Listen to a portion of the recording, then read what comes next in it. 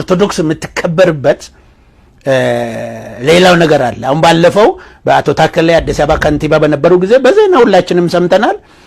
የዚህ የጌይ ማህበር ዓለም አቀፍ ላይ በህግም በአሜሪካም በካናዳም በአውሮፓም እንትን ተሰጥቷቸዋል መብት።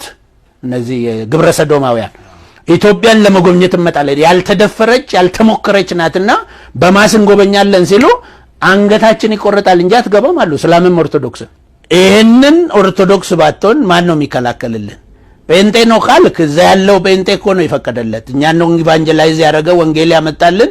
እኛ አሁን የአሜሪካን የቃለ ሕይወት የመካነ ኢየሱስ የሜኖናይት ወይ መሰረት ክርስቶስ በለው ምን ኢቫንጀላይዝ የተደረገው በአሜሪካን ሚሽነሪዎች ነው፣ በካናዳ ሚሽነሪዎች፣ በአውሮፓ ሚሽነሪዎች፣ በእነዛ ነው፣ በአውስትራሊያ ሚሽነሪዎች ነው። እነዛ ደግሞ አሁን በህግ ደረጃ ተቀብለው ቤተክርስቲያን ውስጥ ግብረ ሰዶም ወንድና ወንድ እያጋቡ ሴትና ሴት እያጋቡ ነው። ሁሉም አይደሉም። ካላጋባህ ሁሉም አይደለም። ቆይ ልንገርህ፣ ካላጋባህ መብቴ ነው ቸርች ውስጥ ከተገኘና ፈጽምልኝ ካለ የአገሪቱ ህግ ስለሚፈቅድ እምቢ ማለት አትችልም።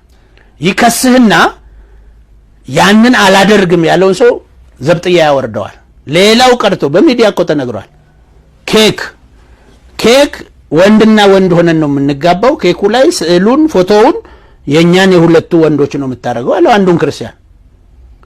አላደርግም አሜሪካን ሀገር ኬክ በሚያመርት ፋብሪካ ማለት ነው። አላደርግም እኔ አምናቶ አይፈቅድልኝም። ታረጋለህ አላደርግም።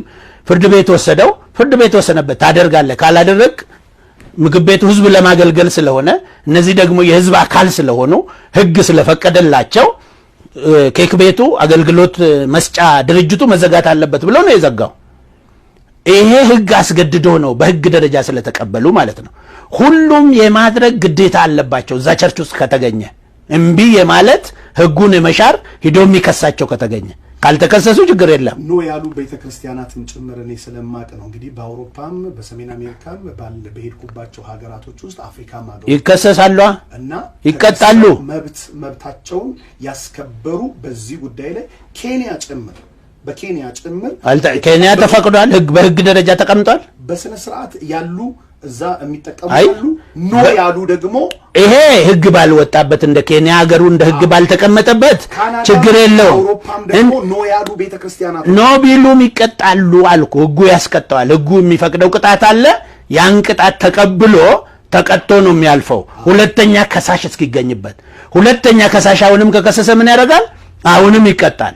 ሶስተኛ ከሳሽ እዛው ከተገኘ አሁንም ይቀጣል እንጂ የሀገሪቱን ህግ ሽሮማ መቀመጥ አይችልም። እኔ የነሱ አሁን የነሱ ይሄንን በተደረገው አሁን ያን ቆይ እሱ አይደለም ታቱ በጣም ትልቅ አክብሮት አለኝ። ስማ አሁን እሺ አስጨርሰኝ። ይሄንን ኦርቶዶክስ ባትኖር ማንም አያደርገውም። አሁን የፕሮቴስታንቱ ቸርች የሚባሉትን ተመልከት። ጠቅላላ የሰክሪት ሶሳይቲ ምልክት የሌለበት የለም። በተለይ አሁን ነቢያት ቸርች የምትለው ሁለተኛ ጥቁርና ነጭ ስኩዌር ዳይመንድ የነሱ ነው የኛ ነው ብሎ በሚዲያ ላይ እየተናገሩ ነው። የነዚህ ሰክሬት ሶሳይቲዎች ኢሉሚናቲዎች ማለት ነው። የኢሉሚናቲ ደግሞ ዋናው ጌይን የሚያስፋፋ እሱ ነው። እነዚህ ቸርቾች የዛ ናቸው። አንዱ ምልክታቸው። ሁለተኛው ምልክታቸው መስቀል ማዘቅዘቅ ነው። ያንን ደግሞ ሲያደርጉት አያለህ እዚህ እኛ እሱ በጥልፍት ነው አልተባለ። እሱ ሰው የሚለውን ሳይሆን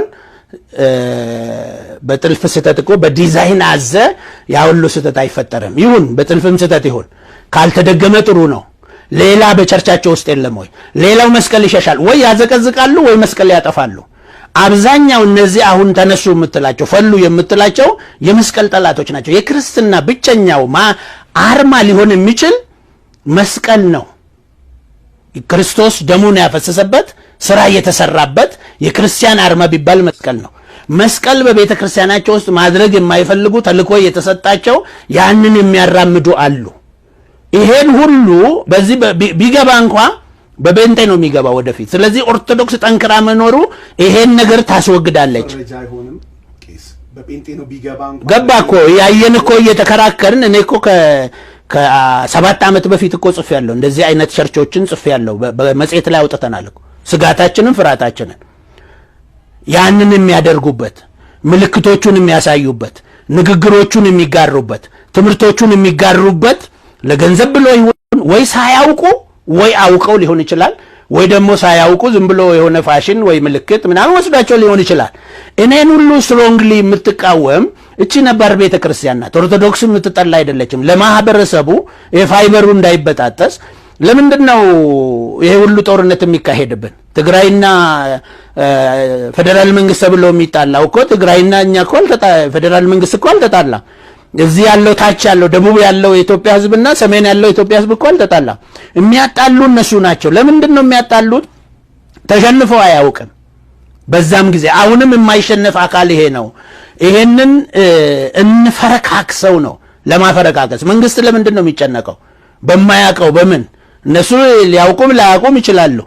በቴዎድሮስ አዳኖም ጊዜ እኮ ተፈርመዋል እኮ በደረጃ ኢትዮጵያ ቀበላለሁ ብላ ፈርመዋል።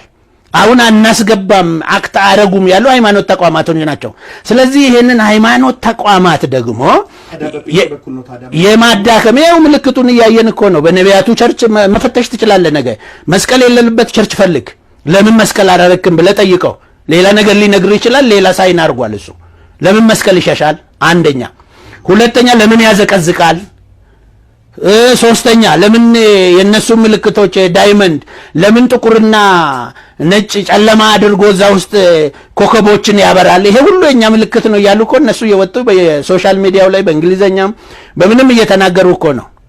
ይሄንን ጨለማ የሚያደርግ ቤተክርስቲያን ውስጥ መደረግ የሌለባቸውን ነገሮች ሁሉ የሚያደርጉ ታለ በቀላሉ መስመር አድርገው እኛ የአውሮፓና ከአሜሪካ ጋር ከፍተኛ አታችመንት ስላለው ያን ላይ ፈሰው ነው የሚመጡት። ወልድ እንትኖች በሙሉ በዛ በኩል እንትን ይመጣሉ። ይሄንን አሁን ራሻ እየተቃወመች ነው። ባለፈው አንድ ግብረ ሰዶም ሀገሬ ከተገኘ ብሎ ሕግ አውጥቷል። የራሻ መንግስት በስቅላት እንዲገደል አለ። ያን ያህል እዛ ራሱ አሁን ስታይ ስትሮንግ ኦርቶዶክሶች ናቸው። ኮሙኒስቶች ነበሩ። አሁን ስትሮንግ ኦርቶዶክስ ናቸው ራሻዎች። እንዲህ ያደረገች ቤተክርስቲያን ናት። እኔ ከዚህ ማንግል ነው ማያት ቤተክርስቲያኒቱ። ይህ ሲባል ግን መታደስ አያስፈልጋትም የጨረሰች ማለት ምንድነው? አሁን እነሱ እንደሚሉት ስንዱ እመቤት ርትዕት ንጽሕት ቅድስት በቃ ምንም እንከን የሌለባት ናት አላልኩም አልልም። እንደውም አይመቸኝም ይሄ ቃል ርትዕት ጽንዕት ምናምን የሚለው። ለምን ብላችሁ በሉኝ።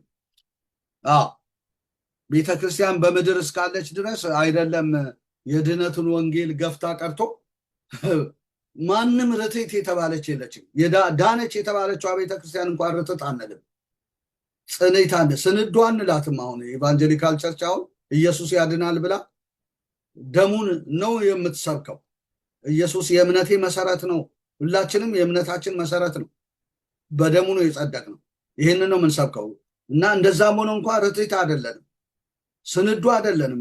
ገና ብዙ የፊት መጨማደል እላያችን ላይ አለ፣ ነውር እላያችን ላይ አለ። መንጻት ያስፈልገናል ለክርስቶስ የከበርን ሙሽሪት ለመሆን ማለት ነው። ከቃሉ ጋር አንጽቶ እንዲቀድሳት ራሱን ሰጠን የሚለው ኤፌሶን 5 ላይ ለቤተ ክርስቲያን ነውር የሌላት የፊት መጨማደድ ለራሱ ሊያቀርብ ፈለገ። ስለዚህ አንድ ብለን ድነናል እንጂ ጸድቀናል እንጂ የፊት መጨማደድ ላያችን ላይ ነውር ላያችን ላይ አለ። ስለዚህ ርትዕት የምትባል የለችም፣ ስንዱ የምትባል ቤተክርስቲያን የለችም። ኦርቶዶክስማ በዚህ በደህንነት ዙሪያ ብዙ ነገር የሚቀራት ናት። እውነት ነው፣ የሀገር ባለውለታ ናት። እኔም ይህንን አልካድኩም፣ ዘርዝሬ ተናግሬያለሁ። ከኚህ ሰው በመነሳት ነው ይሄን እንድናገር የሆንኩት። ከዛ መልስ ግን እቺ ቤተክርስቲያን ለአንድ ነገር መቸኮል አለባት ብዬ አምናለሁ። ለአንድ ነገር መቸኮል አለባት። ዘጸአት 9:19 ላይ እስቲ ላውጣና አንድ ቃል ላንብብ።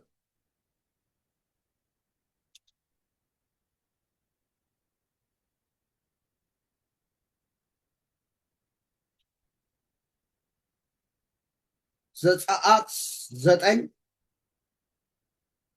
9:19 ምን ብሎ ይናገራል? በሜዳ የተገኘ ወደ ቤት ያልገባ ሰውና እንስሳ ሁሉ በረዶ ወርዶበት ይሞታልና አሁን እንግዲህ ላክ፣ ከብቶችህንም በሜዳ ያለህን ሁሉ አስቸኩል ይላል። አስቸኩል ላክ። ከፈርዖን ባሪያዎች የእግዚአብሔርን ቃል የፈራ ባሪያዎቹንና ከብቶቹን ወደ ቤቶቹ አሸሸ። የእግዚአብሔርንም ቃል ያላሰበ ባሪያዎቹን ከብቶቹን በሜዳ ተወ ይላል። የእግዚአብሔርን ቃል ያላሰበ ተወ፣ ከብቶቹን በጎቹን በሜዳ ተወ።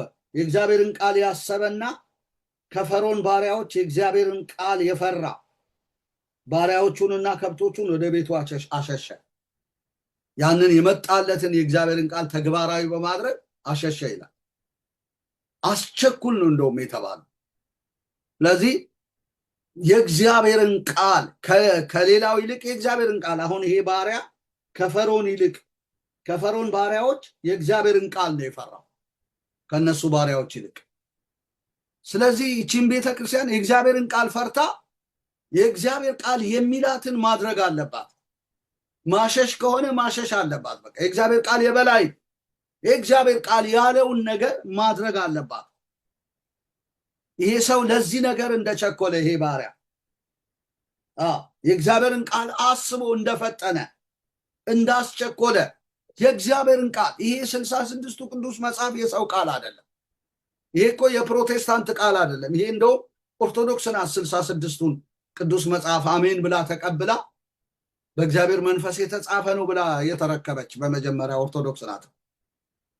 እምቢ ብላ ክዳ ነው እንጂ አሁን ወደ 81 ሄዳ ነው እንጂ ይህንን 66ቱን ከአትናቴዎስ የተቀበለች እኮ እሷ ናት።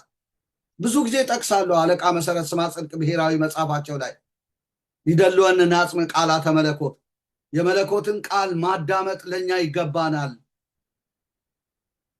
ባዕድ ቃል ወደ ልባችን እንዳይገባ የመለኮትን ቃል ማድመጥ ለኛ ይገባናል ብለው የተናገሩትን ስማ ጽድቅ ብሔራዊ በሚለው መጽሐፋቸው ላይ ጠቅሰውታል።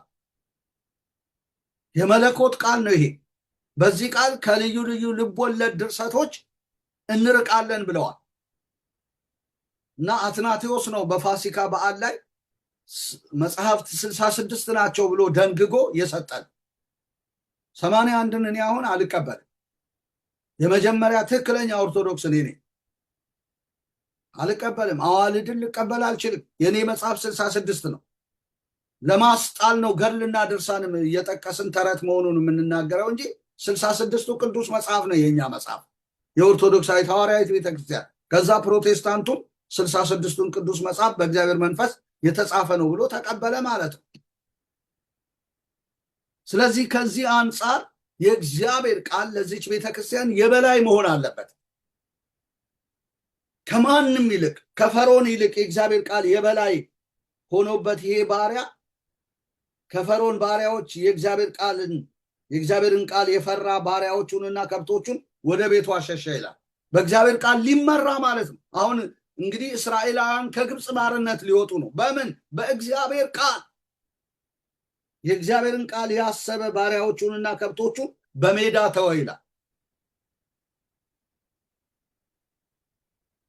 በጣም ይሄ ትልቅ ቃል ነው ወዳጆቼ።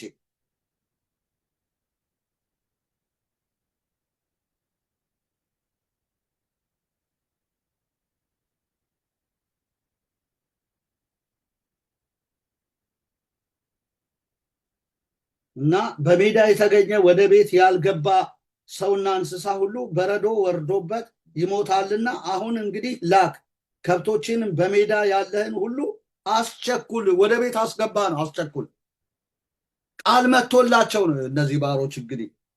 ስለዚህ ፈርዖንን ቦታ ሳይሰጡ ለፈርዖን የእግዚአብሔርን ቃል በመፍራት እግዚአብሔር በቃሉ ያላቸውን አደረጉ ማለት ነው። ስለዚህ አሁን ለዚህ ጉዳይ ኦርቶዶክስ ቤተክርስቲያን የምትቸኩልበት ጊዜ ነው። የእግዚአብሔርን ቃል ለመፈጸም ቃሉ ያለኝን ነኝ ለማለት። ቃሉ ምን አለ? መዳን በኢየሱስ ብቻ ነው ካለ በኢየሱስ ብቻ ነው። መፍራት የለብንም።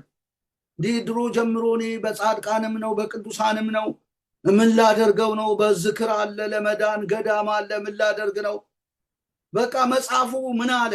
መዳን በኢየሱስ ብቻ ነው ካለ በኢየሱስ ብቻ ነው። መዳን በሌላ በማንም የለም፣ እንድንበት ዘንድ ከሰማይ በታች የተሰጠን ኢየሱስ ነው ካለ መዳን በኢየሱስ ብቻ ነው። ስለዚህ ሰዎች ወደ ኢየሱስ መጥተው በኢየሱስ እንዲድኑ ይሄ ባሪያ እንዳደረገ እንዳስገባ ማስገባት ነው ወደ ኢየሱስ ጉያ። ኖሃውም ወደ መርከቡ አስገባ ከአንስታይ ጾታና ከተባታይ። የገባ ነው ያመለጠው፣ ያልገባ ግን የንፍር ውሃ ነው የወሰደው፣ የጥፋት ውሃ። ስለዚህ የኛ መርከብ ደግሞ አሁን ኢየሱስ ነው። ወደ ኢየሱስ ሰውን ማስገባት ነው። ኢየሱስ ጥሪ እያደረገ ነው። ንዑ ሀቤ ኩልክሙ ስሩሃን ወጽሁራን ወክቡዳነ ጾር ወአነ አርፈክሙ ማቴዎስ 11:28 እናንተ ደካሞች ሸክማቸው የከበደ ሁሉ ወደ እኔ ኑ እኔ ያሳርፋችኋለሁ አለ። ቀንበሬ ልዝብ ሸክሜ ቀሊል ነው አለ።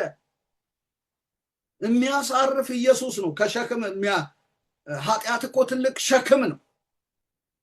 ከማንኛውም ሸክም ይበልጣል። ኃጢአቴን ልሸከማት አልችልም፣ የሚያገኘኝ ይገለኛል፣ ምን ይሻለኛል እንደ ያለው ቃየል። እግዚአብሔር ምልክት አደረገለት ራርቶለት። ኃጢአትን መሸከም አንችልም። በጣም ወቀሳው ከባድ ነው። እናንተ ለዚህ ነው ሸክም የከበደባችሁ ያለው ኢየሱስ። ወደ እኔ ኑ ካለ ነፍስ አባት ማበጀት የለብህም። ከሸክም የምታርፍበትን ሌላ ያንተን መንገድ መቀየስ የለብህም። ገዳም ሄደ መሰቃየት የለብህም። ኬሻ ላይ መተኛት የለብህም። ሰንሰለት መታጠቅ የለብህም። ድንጋይ መሸከም የለብህም። ተራራ አቀበት መውጣት የለብህም። ገደል መሽለክ የለብህም። ይኸው በየዩቲዩቡ ላይ ገደል ሲሾልኩ፣ ድንጋይ ሲሸከሙ፣ ተራራ አቀበት ሲወጡ፣ ሰውነታቸውን ሲያጎሳቁሉ እያየን ነው። ወደ እኔ ኑ ካለው ሰው ወደ ኢየሱስ ይምጣ። ማንም እንደኔ ያለ አሁን እንደዚህ የክህነት ልብስ የለበሰ ሰው ሊከለክል አይገባም። ኢየሱስን ሊያስተዋውቅ እንጂ ሰውን ወደ ራሱ ሊጠራ አይገባም። ፓስተርም ሆነ ሐዋርያም ይሁን ቄስም ይሁን ኤጲስቆጶ ቢሾፕም ይሁን ኢየሱስን ነው መግለጥ ያለብን እንጂ ሰዎችን ከኛ እጅ እንዳይወጡ ወደኛ መጥራት የለብንም። ሰው ወደ ኢየሱስ ይምጣ። በቃል ቢሆን በስብከት የምንናገረው ኢየሱስን ነው አለ። ኢየሱስ ይሰበክ፣ ኢየሱስ ህዝቡን ያሳርፋል። ጎባጣዋን ሴት እንዴት ነው 17 ዓመት ሰይጣን ያሰራት ከስራቷ ልትፈታ አይገባም ምን አለ ሉቃስ 13 ላይ። በ6 ቀን መታችሁ ተፈወሱ አለ ያ ፈሪሳዊ። አሁን ሰንበት ነው። ከናንተ በሬው ወደ ጉድጓድ ቢገባበት አያወጣውም ምን አለ።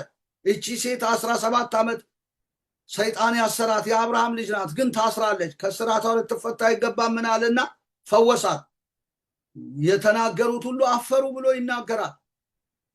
ኢየሱስ እንዲህ ነው። ወደ እኔ ኑ ሲል ጎባጣን ሁሉ ሊያቀና፣ ሸክም የበዛበትን በኃጢአት የተሰቃየውን ሁሉ ሊታደግ ነው ወደ እኔ ኑ ያለው። ብዙዎች እኮ ቀራጮች ወደ ኢየሱስ መጥተው ዳኑ ዳኑ። ብዙዎቹ በስምዖን ቤት ያቺ ማርያም ዳነች፣ አልቅሳ ብልቃጧን ሰብራ እምነትሽ አድኖሻል በሰላም ሂጂ ተባለች። እነ ዘኬዎስ የቀራጭ አለቃ የነበሩ 4 እጥፍ እመልሳለሁ ብሎ በመናዘዝ ዛሬ ለዚህ ቤት መዳን ሆኖለታል ተባለ ሉቃስ 19 ላይ። ወንበዴውን፣ ቀራጩን፣ ኃጢአተኛውን የሚያጸድቅ የሚያድን ኢየሱስ ነው። ለመዳን ምጽዋት መጹት አይልም። ለመዳን 140 ስገድ 300 ስገድ አይልም። ጥብጣቤ አይሰጥም። እሱ ተገርፏል በጅራፍ፣ ምንም ጥብጣቤ ለሰው አይሰጥም። የተከፈለ ዋጋ ስላለ በቃ ሸክምህን ከላይ ላይ ያወርድና በደሙ ያጥብሃል። ከዛ የንጉሥ ካህን ትሆናለህ፣ ትድናለህ በቃ። ስለዚህ ይህንን መዳንን የሚሰጠው ደግሞ መጽሐፍ ይሄ 66ቱ ቅዱስ መጽሐፍ ነው። የመዳንን ዕውቀት ይሰጣል። የመዳንን ዕውቀት። ለዚህ ነው በኤፌሶን መጽሐፍ ላይ እንዲህ የሚል ቃል የተጻፈልን። ምን የሚል ቃል? የመዳናችሁን ወንጌል ሰምታችሁ በተስፋው መንፈስ ታተማችሁ ይላል። ኤፌሶን 1:14 ላይ በጣም ይሄንን ቃል ያዙ ወዳጆቼ። እናንተም ደግሞ የእውነትን ቃል ይኸውም የመዳናችሁን ወንጌል ሰምታችሁ ደግሞም በክርስቶስ አምናችሁ በተስፋው መንፈስ በመንፈስ ቅዱስ ታተማችሁ። እርሱም የርስታችሁ መያዣ ነው ለእግዚአብሔር ያለውን ሁሉ እስኪዋጅ ድረስ፣ ይህም ለክብሩ ምስጋና ይሆናል ብሎ ይናገራል። እናንተም ደግሞ የእውነትን ቃል ይኸውም የመዳናችሁን ወንጌል ሰምታችሁ። የመዳን ወንጌል የት ነው ያለው? እዚህ ውስጥ 66ቱ ቅዱስ መጽሐፍ። የእውነት ቃሉ የት ነው ያለው? እዚህ 66ቱ ቅዱስ መጽሐፍ። ሌላ ነገር መስማት የለብንም። ገድል ድርሳን መስማት የለብንም። የሰዎች ተረት፣ የሰዎች ፍልስፍና መስማት የለብንም። የመዳን ወንጌል ይሄ 66ቱ ቅዱስ መጽሐፍ ውስጥ ነው ያለው። የመዳናችሁን ወንጌል ሰምተን ደግሞ አንቀርም እኮ። ሰምታችሁ በተስፋው መንፈስ በመንፈስ ቅዱስ ታተማችሁ ይላል። የመዳንን ወንጌል ስትሰሙ በኢየሱስ ድናችሁ ትቀራላችሁ። ሸክማችሁ ይወድቃል፣ ስራታችሁ ይበጠሳል፣ በደሙ ትነጻላችሁ፣ የእግዚአብሔር ልጆች ትሆናላችሁ። ከዛ በኋላ በመንፈስ ቅዱስ ያትማችኋል። ይሄ መንፈስ ቅዱስ የምንታተምበት የርስት መያዣ ቀብዲ ነው። ታትመን ለእግዚአብሔር ሆነን እንቀራለን ማለት ነው። የተስፋ መንፈስ ነው እና ለእግዚአብሔር ያለውን እስኪዋጅ ድረስ ይህም ለክብሩ ምስጋና ይሆናል ይላል። ይሄ ቀብዲ የተስፋው መንፈስ ያለውን እኛን ብቻ ሳይሆን ሌላውንም እስኪዋጅ ድረስ በቃ እኛን የሚያስጠብቀን ነው ለእግዚአብሔር አድርጎ። ስለዚህ አሁን ከዚህ በኋላ ሌላ ተረት ተረት ልብ ወለድ ምናምን አትስሙ። ይህንን የመዳንን ቃል ስሙ። ይህንን የመዳንን ቃል ይሄን ብቻ በእግዚአብሔር መንፈስ የተጻፈውን ይህን መጽሐፍ ብቻ አጥሙ። ከዛ ለዚህ ቃል ታዘዙ፣ አትፍሩ። ኤጲስቆጶስ ጳጳስ ነው፣ የቤተ ክህነት ሹም ነው፣ አለቃ ነው፣ እንደዚህ ነው፣ አትፍሩ። ከዚህ በላይ የሆነ ከዚህ ቃል በላይ የሆነ ማንም የለም። እነዛ ሰዎች እኮ በዘጸአት 9:19 ከፈርዖን ይልቅ ያንን ቃል እኮ ነው ያከበሩት። ሰበሰቡ። በቃ አንብቤላችኋለሁ። አስገባ፣ በቃ አስቸኩል አለው። ሰበሰበ ከፈርዖን ይልቅ። ፈርዖን እንዲሰበሰብ አይፈልግም። ነገር ግን የእግዚአብሔር ቃል መጣ። የእግዚአብሔር ቃል የበላይ ነው። የእግዚአብሔር ቃል ከፓትርያርኩ በላይ ነው፣ ከጳጳሱ በላይ ነው። ነፍስ አባት ብለህ ከያዝከው ቄስ ገዝቻለሁ አውግዣለሁ ከሚለው በላይ ነው። ይሄ ቃል ከተገለጠልህ በዚህ ቃል መሰረት ሂድ፣ አትፍራ። ይሄ ቃል ያለህን ሁን። ይሄ 66ቱ መጽሐፍ ያለህን ሁን፣ አትፍራ። አንዳንድ ሰዎች ለመፈራት ብለው ብዙ ነገር፣ ማንም ሰው ሲናገር እንደ እግዚአብሔር ቃል ይናገር፣ የሚያገለግልም ቢሆን እግዚአብሔር በሚሰጠኝ ኃይል ነው ብሎ ያገልግል። አንደኛ ጴጥሮስ 4:11 ላይ የሚለን ለዚህ ነው። እንደ እግዚአብሔር ቃል የማያገለግል የሰማይ መልአክ እንኳን ቢሆን አንሰማውም፣ አንቀበለው።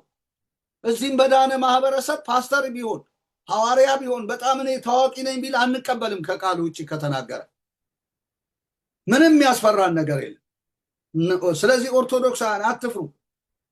እነዛ ባሮች በፈርዖን ዘመን የነበሩ ባሮች ካልፈሩ ካስቸኮሉ ያንን ነገር አስገባ ብሎ ባለ ሰዓት ቃል መጥቶ ካደረጉ እናንተም አታደርጉበት ምን ምክንያት አለ? ለምን እንታሰራ? ባህል ለምን ያስረናል? ወግ ልማድ ይሉኝታ ለምን ይይዘናል? ወዳጆች ይሄ የበላይ ነው። ይሄ መጽሐፍ የበላይ ነው። ዓለማት በቃሉ ስልጣን ነው የተዘጋጁት። የሚታየው ከማይታየው እንደሆነ በእምነት እናስተውላለን ይላል። ዓለማትን በቃሉ ስልጣን ደግፎ የያዘ ይለዋል ዕብራውያን 1 ላይ። ይሄ በጣም ዓለማት የተደገፉበት ቃል ነው። ዝም ብሎ ተራ ቃል አይደለም፣ ፊክሽን አይደለም። ስለዚህ ለዚህ ቃል ትልቅ ክብር ካላችሁ አትፈሩ። ቃሉ ያላችሁን ታደርጋላችሁ። እኔ የምለው ይሄንን ነው ወዳጆቼ። እግዚአብሔር አምላክ የተመሰገነ። ስለዚህ ለመዳን ቸኩሉ። የመዳንን ወንጌል ሰምታችሁ በተስፋው መንፈስ ለመታተም ቸኩሉ፣ አትፍሩ። ምናልባት ከእድር መለየት ነው። ከተለያየ እንለያ። በሰማይ እኮ ከኢየሱስ ውጭ የሚያድነን የለም። ማንም እናት የሴት ልጇን ጩኸት የማትሰማበት ሰዓት ይመጣል። ነፍስ አባቴ ያድነኛል። በሰማይ ጠበቃ የሆነልን ኢየሱስ ነው። ዛሬ ከዚህ ጌታ ጋር ካልተስማማን በቃ በሰማይ አያቀንም። እናንተ ርጉማን ከኔ ወግዱ ነው የሚለን። ለሰይጣንና ለመላእክት ወደ ተዘጋጀ ወደ ዘላለም እሳት ሂዱ ይለናል። ስለዚህ ማንንም መፍራት ፕሮፓጋንዳ፣ ሰዎች ለራሳቸው ቀስቅሰው አስፈራርተው ስም አጥፍተው እንዲያደርጉኛል በሚል ነገር አትታሰሩ ወዳጆች። የእግዚአብሔር ቃል የበላይ። እግዚአብሔር አምላክ የተመሰገነ ይሁን ለዘላለም። ስለዚህ እቺ ቤተ ክርስቲያን ለአንድ እውነት መቸኮል አለባት፣ ለመዳን ወንጌል፣ የመዳንን ወንጌል ለመስማት በተስፋው መንፈስ ለመታተም ድኖ ለመቅረት መቸኮል፣ አለበለዚያ አይሆንም። አዎ ሙሽራው ከመጣ በቃ በር ይዘጋል። ማቴዎስ 25 ላይ እኮ ሁሩም እኔ ርጉማን ነው ያለው። በቃ ዘይት ከዘይታችሁ ስጡን ለእኛስ ባይበቃ አሉ ይላል ማቴዎስ 25 ላይ። ለእኛስ ባይበቃ አይገርማችሁ? ለእኛስ ባይበቃ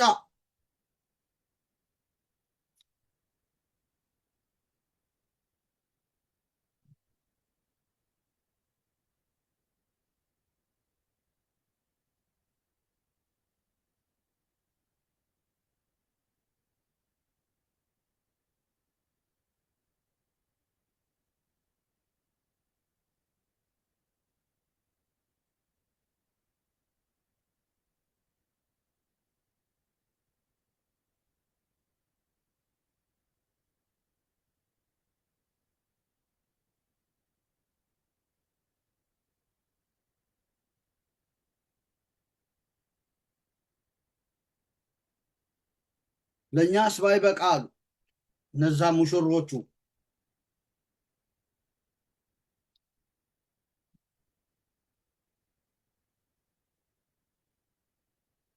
አዎ ማቴዎስ 25 ላይ ነው ከቁጥር 1 ጀምሮ እስከ 12 ላይ ሄዳችሁ ማየት ትችላላችሁ። ሙሽራው መጥቷልና ትቀበሉት ዘንድ ውጡ በተባለ ሰዓት ውካታ በሆነ ጊዜ ከዘይታችሁ ስጡን አሏቸው። ሰነፎቹ ልባሞቹን ማለት ነው። መብራታችን ሊጠፋብን ነው፣ ከዘይታችሁ ስጡን አሏቸው። ልባሞቹ ግን መልሰው ምናልባት ለእኛና ለእናንተ ባይበቃስ ይልቅስ ወደሚሸጡት ሄዳችሁ ለራሳችሁ ግዙ አሏቸው ይላል። ለእኛና ለእናንተ ባይበቃስ? አዎ የኢየሱስ ጽድቅ ግን ለሁላችን ይበቃል። የሰው ጽድቅ ለሰው አይበቃም።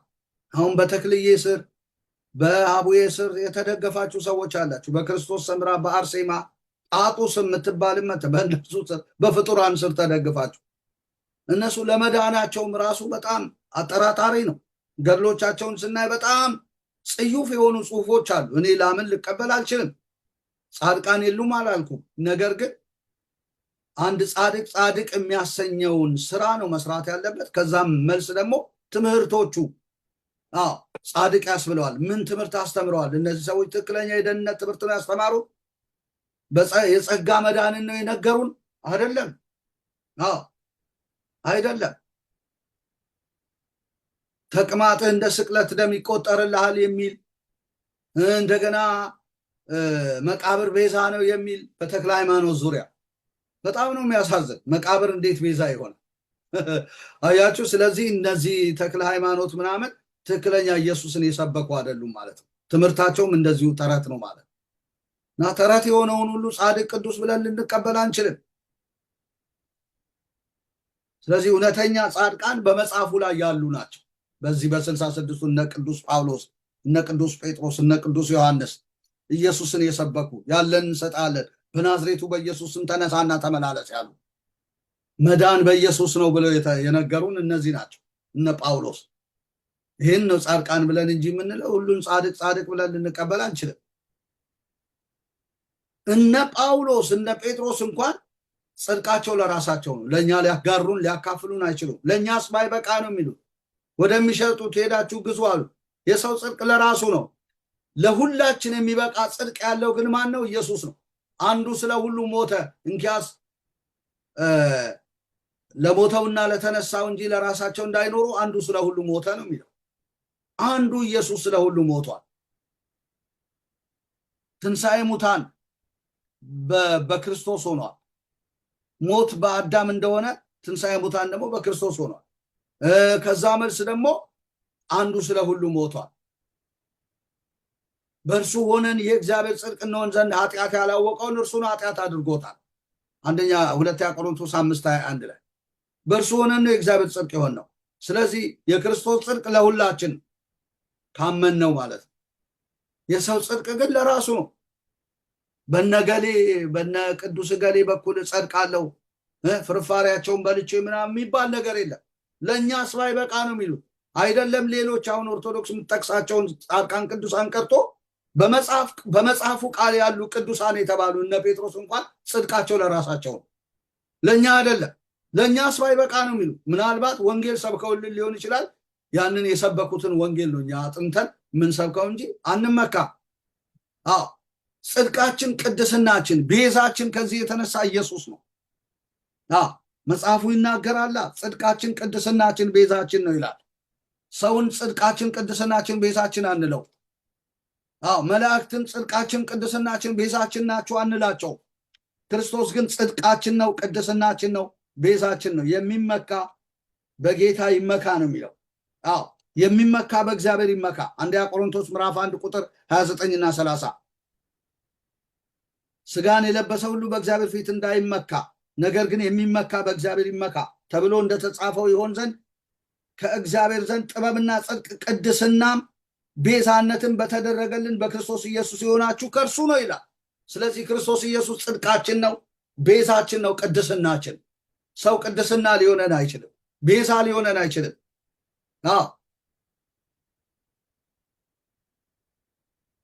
ጥበብ ሊሆነን አይችልም፣ ጽድቃችን ነው። ስለዚህ ወዴት ነው መምጣት ያለብን? ወደ ክርስቶስ ነው። ጽድቃችን ወዳልሆኑት ሰዎች ሄደን ተንጠልጥለ በተክልዬ በኩል እኔ ዝክር ዘክሬ ድግስ ደግሼ ይህን ሁሉ ዘመን ስደክም ኖሬ በከንቱ ነው ያደከሙ ሰዎች ናቸው አለ ጥቅማቸው። ምናልባት ድግስ አይተው በሬው እንዳይቀርባቸው ተስካ ማለት በቃ ያ ድግሱ እንዳይቀርብ ጥቅሙ እንዳይቀርባቸው ነው እንጂ ጽድቅ ሊሆን የሚችል ፍጥረት የለም። ለራሱ ነው የሚጸድቀው ከጸደቀ። ትክክለኛው ጻድቅ የተባለው እንኳን ጽድቅህ መሆን አይችልም። ቅድስና ቤዛ ሊሆን አይችልም። ቅድስና ቤዛ ክርስቶስ ነው። ስለዚህ ወደ ኢየሱስ ነው መምጣት ያለብን ወዳጆቼ።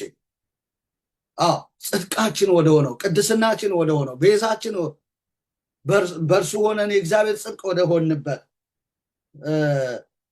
ጽድቅ፣ ቅድስና፣ ቤዛነት በተደረገልን በክርስቶስ ኢየሱስ የሆናችሁ ከእርሱ ነው ስለተባለን በክርስቶስ ኢየሱስ የሆነው ከማን ነው? ከክርስቶስ ነው። የሆነው በክርስቶስ ነው። የጸደቅ ነው። ቤዛነት አግኝተን የዳን ነው። ስለዚህ በማያስመኩ ነገሮች አትመኩ። በፍጡራን በመላእክት አትመኩ። በክርስቶስ ተመኩ። ጽድቃችሁ፣ ቅድስናችሁ፣ ቤዛችሁ በሆነው እግዚአብሔር አምላክ የተመሰገነ። ለእኛስ ባይበቃ ነው የሚሏችሁ። በቃ ለእኛስ ቀልጠህ ትቀራለህ ወዳጅ። የሰው ትምህርት እየሰማ ለምን አትደግስም? ተክልዬን ድግስ እኮ ተውክ፣ የጊዮርጊስን ድግስ እኮ ተውክ። እንደዚህ ሊበላ ስለፈለገ እንዴ በመንፈሳዊ ሽፋን ሰጥቶ ሊበላ ደግሰህ ትጸድቃለህ የሚል ነገር የለም ወዳጅ። አትፍራ። የመጽሐፉን ቃል ነው የምነግርህ። ለእኛስ ባይበቃህ ይሉሃል። ዋስ ጠበቃ ሊሆኑ አይችሉም። ዋስ ጠበቃህ ኢየሱስ ነው። ለሚሻል ኪዳን ዋስ የሆነ ዛሬም ብትጠጋው ጠበቃ ሊሆን የሚችል ኢየሱስ ብቻ። ስለዚህ ኑ ወደ ኢየሱስ ወዳጆቼ።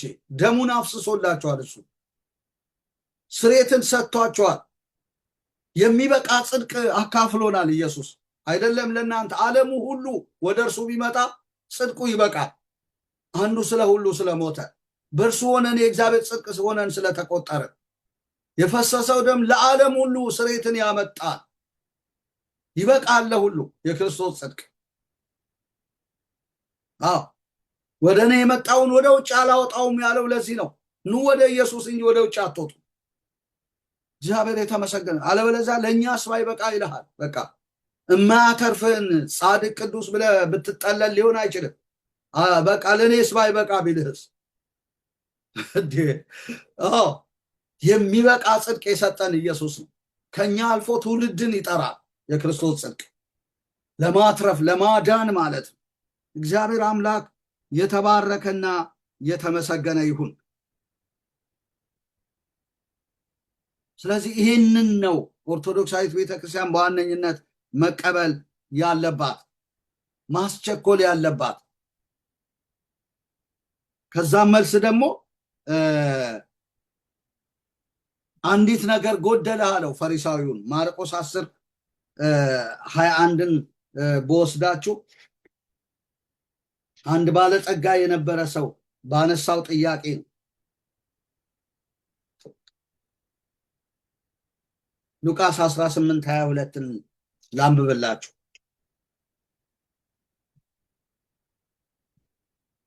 ሉቃስ 18:22 ከሕፃንነቴ ጀምሮ ሕግን ጠብቄአለሁ፣ ቸር መምህር ሆይ የዘላለም ሕይወት እንድወርስ ምን ላድርግ አለ።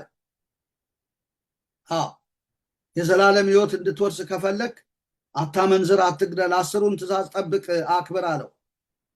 እርሱም ይህን ሁሉ ከሕፃንነቴ ጀምሬ ጠብቄአለሁ አለ። ኢየሱስም ይህን ሰምቶ አንዲት ገና ቀርታለች፣ ያለህን ሁሉ ሽጠህ ለድሆች ስጥ፣ በሰማይ መዝገብ ታገኛለህ፣ መጥተህም ተከተለኝ አለው።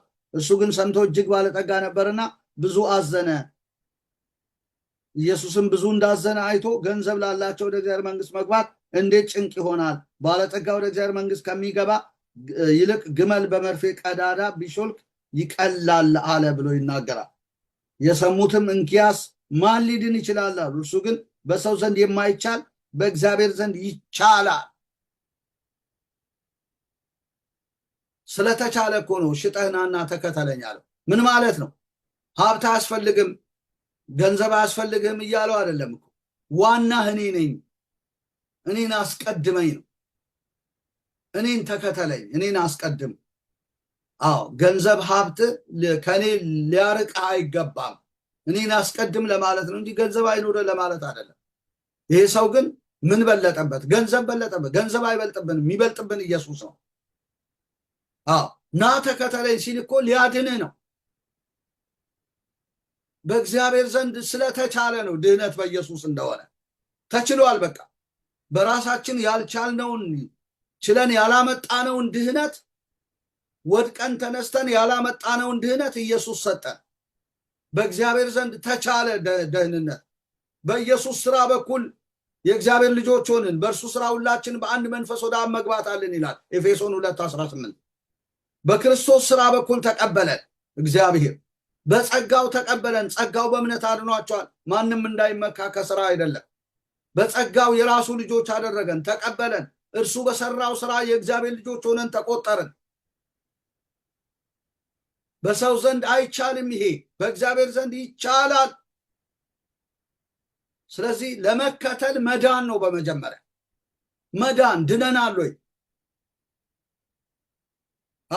ድነናል ወይ ወዳጆቼ? ድህነት በራሳችን ልፋት የምናገኘው አይደለም። ህግ ጠብቀን የምናገኝማ ቢሆን ይሄ ሰው እኮ 10ሩን ህግ በሙሉ ጠብቄአለሁ አለ። ነገር ግን በአንዲቱ ህግ ወደቀ። ያለህን ሽጠህ ተከተለኝ ሲለው እንዴት አድርጎ? ከሕፃንነቴ ጀምሮ በጠበቅነው ህግ አንድንም። ብንድንማ ኢየሱስ ለምን ይመጣል? ስለዚህ ነው አምነው ለሚጸድቁት ክርስቶስ የህግ ፍጻሜ ነው ያለን ሮሜ 10:4 ላይ። በአንዲቱ ህግ በደለኛ ከሆንን በያዕቆብ መጽሐፍ ላይ በሁሉም በደለኞች ነን ይላል። የህግን ስራ በመስራት ስጋ የለበሰ ሁሉ በእርሱ ፊት አይጸድቅም ይላል ሮሜ 3:20 ላይ። ኃጢአት በህግ ህግ እንደውም ኃጢአቶቻችንን የሚገልጽ ነው። ሮሜ 3:20 ላይ ስጋ የለበሰ ሁሉ በእርሱ ፊት አይጸድቅም፣ ኃጢአት በህግ ህግ ኃጢአትን የሚገልጥ ነው የሆነው። የህግን ስራ በመስራት ስጋ ለባሽ በእርሱ ፊት አይጸድቅም እና ህግ ኃጢአታችንን የሚገልጥ ነው የሆነው። ኢየሱስ ነው ህግን ፈጽሞ አምነን ለምንጸድቀው የህግ ፍጻሜ ይሆነልን። ለዚህ ነው በሰው ዘንድ አይቻልም በእግዚአብሔር ዘንድ ይቻላል፣ እንኪያስ ማን ሊድን ይችላል ሲሉት፣ ይህ በእግዚአብሔር ዘንድ ይቻላል ያለው ኢየሱስ የድህነታችንን ስራ ስለሰራልን ነው። የመዳናችን ቀንድ ነው። የድህነታችንን ስራ ሰርቶ ስለጨረሰልን ነው። ስለዚህ መዳን ሲታሰባችሁ ኢየሱስ ይታያችሁ። ይቻላል ያላችሁ ኢየሱስ ያድናቸዋል። ኑ ወደ ኢየሱስ፣ የኃጢአትን ይቅርታ ይሰጣቸዋል። ስለዚህ እቺ ቤተክርስቲያን አንድ ነገር ቀራት። የድህነትን ስራ የሰራላትን ኢየሱስን አሜን ብላ መቀበል። ድህነት በሰው ዘንድ አይቻልም፣ በእግዚአብሔር ዘንድ ይቻላል። እድናለሁ ተከትዬ ሕግን ፈጽሜ ብንል እንኳን አንችልም፣ በእግዚአብሔር ዘንድ ግን ይቻላል። በፈሰሰው ደም በኩል ይቻላል ድህነት። ክርስቶስ በሰራው ስራ በኩል ድህነት ይቻላል። ይህንን ነው አሜን ብለን የተቀበልነው። ስለዚህ እቺ ቤተክርስቲያን ይሄ ነገር ነው የጎደላት። ይህንን ነገር ከተቀበለች ሌላው ወርቅ ነው፣ ጥሩ ነው። እነዚህን ታሪኮች አንሽርባትም። እውነት ነው፣ ጠንካራ ናት። ነገር ግን ይህንን እውነት ለምን አትቀበልም? ለምን የሕግን ስራ ሰርቼ እድናለሁ ለምን ትላለች? ለምን አትመረምርም መጽሐፎቿን? መጽሐፍ ቅዱስ የሚለውን ለምን አታጠና? ይህንን እላለሁ። እንግዲህ እግዚአብሔር የተመሰገነ መጽሐፍትን ማንበብ ነው። 66ቱን ቅዱስ መጽሐፍ በእግዚአብሔር መንፈስ የተጻፈው። አለበለዚያ ዝም ብለን ለስርዓት ብንቆረቆር ኦርቶዶክስ እንደዚህ ናት እንዲህ ናት ብለን ብንል እኮ ምንም የሚመጣ ነገር የለም። ዋናው ደግሞ መዳን ነው። ካልዳንን እነዚህን ነገሮች ሁሉ ለሀገር ባለውለታ ተብለን ብንጠራ ምን ጥቅም አለ? መዳን አለብን። የመጨረሻው ነገራችን መዳን ነው። መዳን ነው። ይህንን መጽሐፍ ቅዱስ ያስተምረናል። እግዚአብሔር አምላክ የተመሰገነ ይሁን ለዘላለም። ድህነት በኢየሱስ ብቻ ነው፣ በሌላ በማንም የለም። በማንም ወዳጆቼ፣ ማንም ሰው በሰራው ስራ አይድንም። እንኪያስ ማን ሊድን ይችላል? ይህ በሰው ዘንድ አይቻልም አለ። አዎ እድናለሁ ብላችሁ ብትጥሩ፣ ብትቆፍሩ፣ ብትወጡ፣ ብትወርዱ፣ ከሰውነት ጎዳና ብትወጡ፣ እኔ ብዙ ገዳም ዞሬያለሁ። ገደል የሆነ እንትን የተለያየ ነገር ውስጥ ብትገቡ መዳን በሰው ዘንድ አይቻልም፣ በእግዚአብሔር ዘንድ ግን ይቻላል። ድህነት በኢየሱስ ተጠናቋል፣ ተፈጽሟል። ተፈጸመ ሲል መጋረጃችን ተቀዷል፣ የዕዳ ጽሕፈታችን ተደምስሷል። ኢየሱስ ስራችንን ሁሉ ሰርቶ መንገድና እውነት ሕይወት ሆኖ ወደ አብ መንግስት አስገብቶናል። የበጎች በር ሆኖ አስገብቶናል። ወዳጆቼ በዚህ ጉዳይ ላይ አንሰጋም። አንዱ የፕሮቴስታንት ተነስ ፓስተር እንኳን ቃሽቶ በቃ መዳኛ ይሄ አይደለም ምናምን ቢል አንቀበለውም። እኛ ቃዠ ነው የምንለው። በቃ ያዳነን ኢየሱስ ነው። ጳጳስም አይደለም፣ ማንም አይደለም። ማንም መጽሐፉ ብሏል። በቃ ይህንን አሜን ብሎ መቀበል ነው።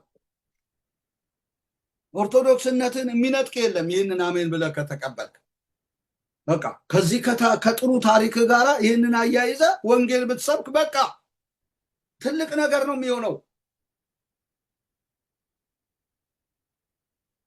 ከዚህ ጋራ ደግሞ ሌላ ሃይማኖተ አበው መጽሐፍ ልጠቅስላችሁ እወዳለሁ። የሃይማኖተ አበው መጽሐፍ ምን ይለናል? ይሄ መጽሐፍ ይሄ እንግዲህ የቤተ ክርስቲያኒቱ አውራ መጽሐፍ ነው።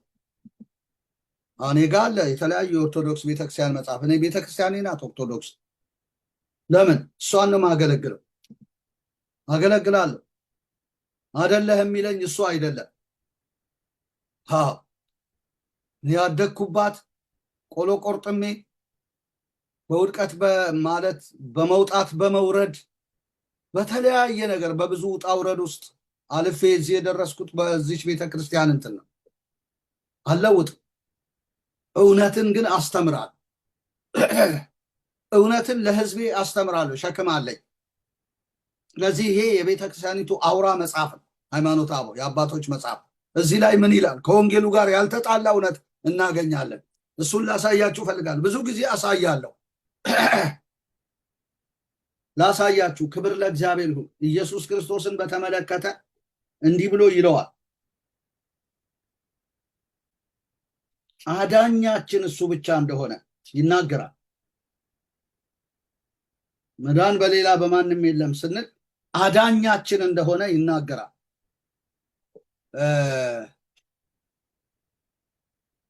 ምንድን ነው የሚለው? ሃይማኖተ አበው ዘቄርሎስ ምዕራፍ 71 ቁጥር 22 ላይ እንዲህ ይላል። ንሕነሰ ንሰብክ ሕማማቲሁ መድኃኒተ ዘእግዚ ክርስቶስ ማህያዊ ወሞቶ ዘገብሮ በስጋ በእንቲአነ በፈቃዱ ወንተአመን ትንሣኤሁ ወንዜከር እርገቶ ውስተ ሰማያት ወንሴፎ አስተርዮቶ ዳግመ ዘቦቱ ይመጽእ ይኮንን ሕያዋነ ወሙታነ ወአስተርእዮተ መንግስቱ ለዘለዓለም ይላል። እኛ ግን የዳንበትን አዳኛችን ጌታችን ኢየሱስ ክርስቶስ የተቀበለውን ሕማሙን በፈቃዱ ስለኛ በስጋ ያደረገውን ሞቱን እናስተምራለን፣ ትንሣኤውንም እናምናለን፣ ወደ ሰማይ ማድረጉንም እናስተምራለን። በሙታን በሕያዋን ይፈርድ ዘንድ የሚመጣበትን ዳግመኛ ምጽአቱን እርሱ የሚያወርሳት ለዘላለም የማታልፍ መንግሥተ ሰማያት እንዳለች እናምናለን። ማን የሚያወርሳት? እርሱ ክርስቶስ ኢየሱስ የሚያወርሳት። አያችሁ፣ ሕማሙን በፈቃዱ ስለኛ በስጋ ያደረገው ሞቱን እናስተምራለን፣ ትንሣኤውን እናምናለን፣ ወደ ሰማይ ማድረጉን እናስተምራለን። በሙታን በሕያዋን ይፈርድ ዘንድ የሚመጣበትን ዳግመኛ ምጽአቱን እርሱ የሚያወርሳትን ለዘላለም የማታልፍ መንግሥተ ሰማያት እናስተምራለን ይላል፣ እናምናለን ይላል። በቃ ይሄንን ነው ቤተክርስቲያኒቱ ማስተማር ያለባት። ዝም ብሎ አምናለሁ በትንሣኤ ሙታን እናምናለን በአንዲት ጥምቀት እናምናለን ብቻ አይደለም። ይህንን ማመንና ማስተማር ሕማሙን እንደገና በፈቃዱ ያደረገውን ሞቱን ትንሣኤውን ወደ ሰማይ ማድረጉን ማስተማር ይገባል። በቃ ይሄ በቂ ነው። እኛ ግን የዳንበትን አዳኛችን ይላል። የዳንበት አዳኛችን ካለ መዳን በሌላ በማንም የለም ማለት ነው። ኢየሱስ የዳንበት ነው። የሚያድነን ብቻ ሳይሆን የዳንበት አዳኛችን ነው። ከዚህ ውጪ መዳን የለም ማለት ነው። እንዲህ እያለን ነው። ከዚህ ውጪ መዳን የለም እያለን ነው። የዳንበት አዳኛችን ካለ ከዚህ ውጪ መዳን የለም። የምንድንበት ብቻ እኮ አይደለም፣ የዳንበት አዳኛችን ነው። ስለዚህ የዳንበት አዳኛችን ከሆነ ኢየሱስ መዳን በኢየሱስ ብቻ ነው ማለት ነው። በቃ ምንም ሳንጠራጠር በሐዋርያት ሥራ 4:12 መሰረት መዳን በኢየሱስ ብቻ ነው ማለት ነው። የዳንበትን አዳኛችንን ነው መስበክ ያለብን። ትንሣኤውን፣ ሞቱን፣ እርገቱን፣ ዳግመኛ ምጽአቱን፣ የማታልፈዋን መንግሥተ ሰማያት የሚያወርሰን እርሱ መሆኑን እናስተምራለን ማለት ነው። ስለዚህ መዳን በኢየሱስ ብቻ ነው። ሌላ ነገር እንድናስተምር መጽሐፍ ቅዱስ አይነግረንም። የምንድንበትን አዳኛችን ብቻ ሳይሆን የዳንበትን አዳኛችን ጌታችን ኢየሱስ ክርስቶስን ነው የሚለው። የዳንበት ነው። በቃ የዳንበት ከሆነ የዳንበት ነው። ሌላ መዳኛ የለም። የዳንኩበት እያለ ሌላ መዳኛ እናገራለሁ እንዴ? ሌላ መዳኛ ፈልጋለሁ እንዴ? ምን ሞኝ ነው? የዳንኩበት አዳኜ ከሆነ ያዳነኝ እሱ ነው። ሌሎች እኔ እንደዳንኩ ሌሎች እንዲድኑ ደግሞ እኔ እሰብካለሁ ማለት ነው። ይህ ነው ይኸው የሃይማኖተ አበው መጽሐፍ የሚነግረን። ሃይማኖተ አበው ዘቄርሎስ ምዕራፍ 71 ላይ ሄዳችሁ ማየት ትችላላችሁ። ይህ የአባቶች ትምህርት ነው። የመጽሐፉ ቃል ትምህርት ነው። ይህን ይናገራል። እንደው ጥቂቱን ልንገራችሁ ብዬ ነው እንጂ ብዙ ነገር አወጣለሁ ከዚህ መጽሐፍ ላይ። እንደገና ደግሞ ምን ይላል? ሃይማኖተ አበው ዘቄርሎስ ምዕራፍ 72 ቁጥር 25 ላይ አንድ እርሱ ብቻውን ስለ ሁሉ ሞተ ይላል። አያችሁ፣ አንድ እርሱ ብቻውን ስለ ሁሉ ሞተ፣ ከሰማይ በታች ያሉትን በደሙ ያድናቸው ዘንድ በምድር ላይ ያለውንም ሁሉ ለእግዚአብሔር አብ ወገን ያደርግ ዘንድ ስለ ሁሉ ሞተ። በደሙ ከሰማይ በታች ያሉትን በምኑ ነው ያድናቸው ዘንድ የሚለን? በደሙ ያድናቸው ዘንድ በምድር ላይ ያለውንም ሁሉ ለእግዚአብሔር አብ ወገን ያደርግ ዘንድ። ስለዚህ በደሙ ነው የዳነው፣ በእርሱ ነው ለእግዚአብሔር አብ ወገን የሆን ነው። ቀድሞ ወገን አልነበራችሁም አለ ጴጥሮስ እኮ። አሁን ግን የእግዚአብሔር ወገን ናችሁ። ቀድሞ በጨለማ፣ አሁን ግን ብርሃን፣ በጌታ ብርሃን ናችሁ፣ የንጉሥ ካህናት፣ የተመረጠ ትውልድ ናችሁ ይለናል። ቀድሞ ብርሃን በጨለማ ነበራችሁ፣ አሁን ግን በጌታ ብርሃን ናችሁ ይለናል ጳውሎስ ደግሞ። ቀድሞ ወገን አልነበርንም፣ አሁን ግን ወገን አደረገን፣ የአብ ወገን አደረገን። በደሙ ያድናቸው ዘንድ፣ በደሙ ያድነን ዘንድ፣ በምድር ላይ ያለውንም ሁሉ ለእግዚአብሔር አብ ወገን ያደርግ ዘንድ። በደሙ ያዳነን እያለ ሌላ መዳኛ መፈለግ አለብን? በፍጹም። አንዱ ስለ ሁሉ ሞቶ ነው በደሙ ያዳነን። ይህንን እውነት ግልጽ አድርጎ ሃይማኖተ አበው መጽሐፍ ይነግረናል። ዘሎቱ እቱ ሞተ ዋህድ ባህቲቱ ህየንተ ኩሉ ከመይሳ የጦሙ ለለምታተ ሰማይ በደመዚአሁ ወይሬሲ ኩሎ ዘዲበ ምድር ለእግዚአብሔር አብ ይላል። ለእግዚአብሔር አብ ወገን ያደርግ ዘንድ ይኸው በግዙ ማነበብኩላችሁ አንብቡት። እንግዲህ ታዲያ ይህን ፍቀን አናወጣው። እንግዲህ የቤተ ክርስቲያን መጽሐፍ ይናገራል። ለእግዚአብሔር አብ ወገን ያደረገን እግዚአብሔር ማንም ወገን ሊያደርገን አይችልም። ማንም ሊያድነን አይችልም ከዚህ ጌታ ውጭ። በደሙ ያዳነን የእግዚአብሔር አብ ወገን ሊያደርገን አንዱ ስለ ሁሉ ሞቶ ማለት ነው። ስለዚህ የሱ ሞት በቂ፣ የሱ ሞት ወገን ያደርጋል።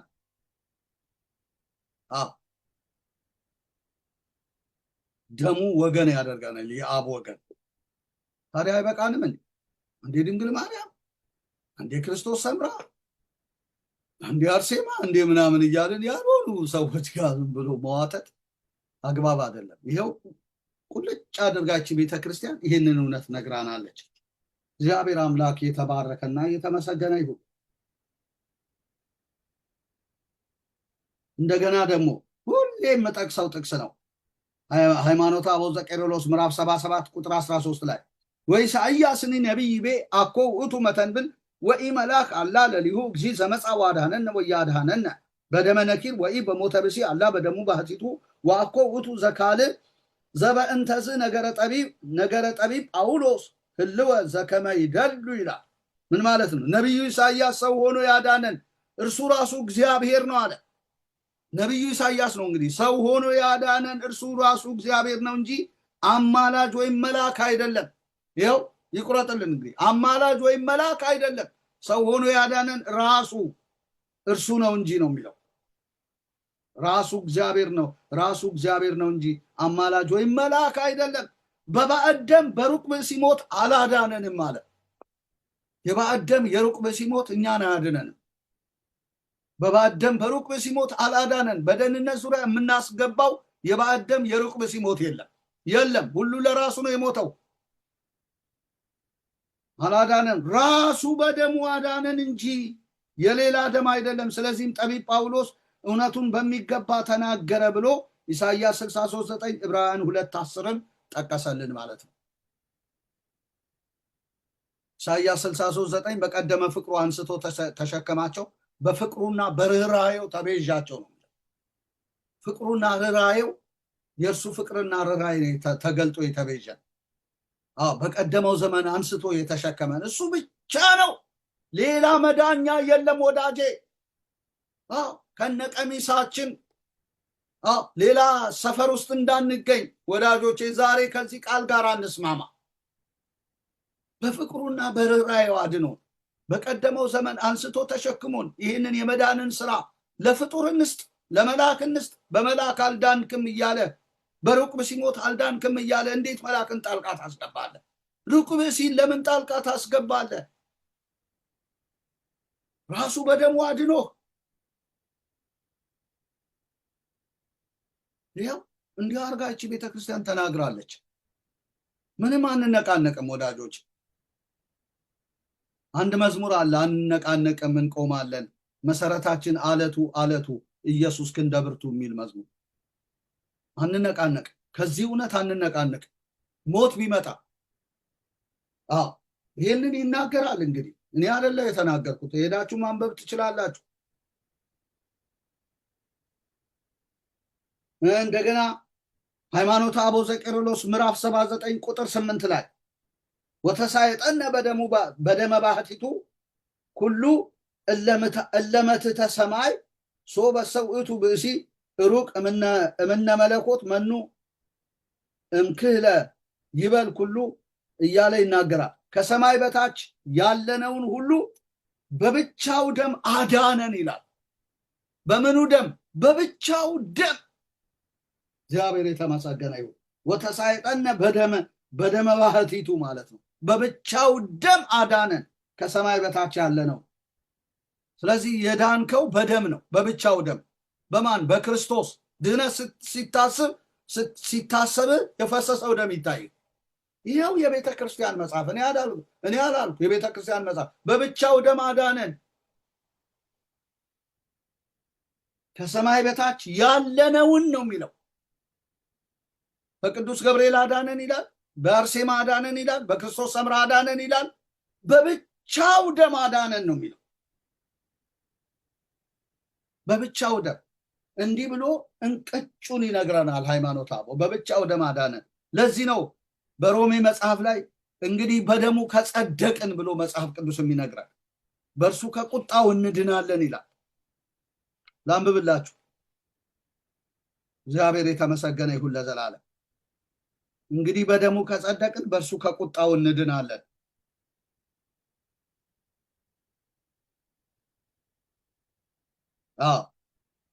እግዚአብሔር ለኛ ያለውን የራሱን ነገር ግን ገና ኃጢአተኞች ሳለን ክርስቶስ ስለኛ ሞቷልና እግዚአብሔር ለኛ ያለውን የራሱን ፍቅር ያስረዳል። ይልቁንስ እንግዲህ አሁን በደሙ ከጸደቅን በእርሱ ከቁጣው እንድናለን። ለምን? በብቻው ደም ነው ያዳነን። ስለዚህ መጽደቂያችን ደሙ ብቻ። እንግዲህ በደሙ ከጸደቅን በእርሱ ከቁጣው እንድናለን። ሮሜ 5:8 እና 9 8 እና 9ን ማንበብ ትችላላችሁ። ስለዚህ መጽደቂያችን ደሙ ነው እንጂ ፍጡር አይደለም። በቀደመ ፍቅሩ አንስቶ የተሸከመ በፍቅሩ በርኅራኄ የተቤዠ ኢየሱስ ነው። ሌላ ተቤዠኝ ብትለው አይችልም። የመቤዠት ስልጣን የለው። ከዚህ ጋር ምን አለ ታዲያ? ኢየሱስን ብንሰብክ ኢየሱስ ነው አዳኝ ብለን ብንል ምን እንሆናለን? ለዚህ ምድር እኮ 70 ወይ 80 ነው። ከዛ በኋላ ድካም ነው በቃ። ቤተክርስቲያኒቱ እውነት ነው ጥሩ ታሪክ አላት፣ አልካርንም። ነገር ግን ኢየሱስን ከሸፈነች ያ ሁሉ ገደል ገባ። ይሄ ሁሉ ነገር የሰራችው እኔም ጨምሬ ቄስ ግርማም የተናገሩት ነገር ገደል ገባ ማለት ነው። ኢየሱስ ከሌለ ዋናው ኢየሱስ ነው። በዚህ ምድር እኮ 70 ወይ 80 ነው። ከዛ በኋላ በቃ ድካም ነው፣ መሞት ነው። ወለነሳ ሀገረ ነዛ ውስተ ሰማይ። የኛ ሀገራችን በሰማይ ነው። ከላይ የሚመጣው መድኃኒት ነው የምንጠብቀው። በፊልጵስዩስ ላይ እንደተነገረው ወንነሰን ሴፎ ሀዳሳተ ምድረ ወሀዳሳተ ሰማይ ዘውስቴቶን የሀድር ጽድቅ የሚኖርባትን እንደ ተስፋ ቃሉ አዲስ ሰማይና አዲስ ምድርን እንጠብቃለን። አዲስ ሰማይና አዲስ ምድር ተዘጋጅቷል። የአዲስ ሰማይ አዲስ ምድርን ጽድቅ የሚኖርባትን የምትወርሰው በኢየሱስ ደም ነው። በደሙ ጸድቀህ ነው እዚህ። አለበለዚያ በቃ በምድር እንደ ጆባዊት ነስ ትቀራለህ። ጆባዎች ምድር እንደሸተቱ ለምለም ባዩ ቁጥር ገነት ናት እንዳሉ እንደዚህ ሆነ ትቀራለህ። ስለዚህ ቤተክርስቲያኗ ጥሩ ታሪክ አላደረገችም። እነዚህ ነገሮች የሏትም አላልንም። አሏት ጥሩ ነገር። ግን ኢየሱስ ከሌላት በቃ ልረዳሽ አልችልም ነው የሚላት እግዚአብሔር። በመጨረሻ ዋናው ልጁ ነው። በልጁ የሚያምን አይፈረድበትም። በማያምን ግን በአንዱ በእግዚአብሔር ልጅ ስም ስላላመነ መቼ ነው? በሰማይ ነው የሚፈረድበት አይደለም። አሁን ተፈርዶበታል። ዮሐንስ ወንጌል 3:18 ላይ ፍርድ ያለው አሁን ነው። መዳንም ያለው አሁን ነው። የመዳን ቀን አሁን ስለሆነ ነው። የተወደደ ሰዓት አሁን ነው። በተወደደ ሰዓት ሰማሁ፣ በመዳንም ቀን ረዳው። 2 ቆሮንቶስ 6:2 ነው። የተወደደው ሰዓት አሁን ነው። የመዳን ቀን አሁን ነው። የመዳንም ቀን አሁን ነው። የፍርድም ቀን አሁን ነው። ካላመን ካሁን ተፈርዶባል። ካመን ካሁን ትድናል። አሁን ማመን ነው። ነገ ተነገ ወዲያ ሳትል ሳታመነታ ቄስ ነኝ፣ ቆሞስ ነኝ፣ ጳጳስ ነኝ፣ ኤጲስቆጶስ ነኝ፣ መርጌታ ነኝ፣ ሊቀ ሊቃውንት ነኝ ብሎ ነገር የለም። ድነት ነው። በድነት ጨዋታ የሚባል ነገር የለም። በልጁ እግዚአብሔር አይቀልድም። ለአንተ ነው ለመዳን የሰጠ ኢየሱስን እና ኢየሱስን ተቀበሉ። ሊቀ ሊቃውንትነት አያዛችሁ፣ ጵጵስና አያዛችሁ፣ ማዕረግ ምናምን አይሸፍናችሁ። ቀሪ ነው፣ ትተን እንሄዳለን። ኢየሱስን አምነን ነው ወንጌል ሰብከን ማለፍ። ይህንን መዳን ማንም ይሰጥህ ከኢየሱስ ውጭ። ደሙን ያፈሰሰልህ ኢየሱስ ማንም ሊቀ ጳጳስ አይሰጠኝም፣ ፓስተር ምናምን አይሰጠኝም። ለራሱ ነው ሁሉ። ኢየሱስ ወተሳይጠነ በደመ ባህቲቱ ብዬ ያነበብኩት ኢየሱስ በብቻው ደም ከሰማይ በታች ያሉትን አዳነ ብዬ እንዳነበብኩ በደሙ ነው ያዳነ። ደሙን ስበኩ። ውሃ መርጨት ምናምን ይቅርባችሁ፣ ቄደር ምናምን ይቅርብ። ጣሳ ኪዳን እየደገማችሁ ካህናት ምናምን ደሙን በቃ አንተ ድነ በደሙ ጸድቀ፣ በብቻው ደም ድነ፣ ሌሎች ይዳኑ። ደሙ ነው ከሳሽን የሚጥልልህ። ደሙ እላይ ሲረጭ ነው አሁን የአምላካችን ማዳንና ኃይል የክርስቶስ ስልጣን ሆነ ተብሎ በሰማይ የሚታወጅልን። ራእይ 12:6 ላይ ይታወጃል። ደሙ ላይ ሲረጭ ከሳሺ ይወድቃል።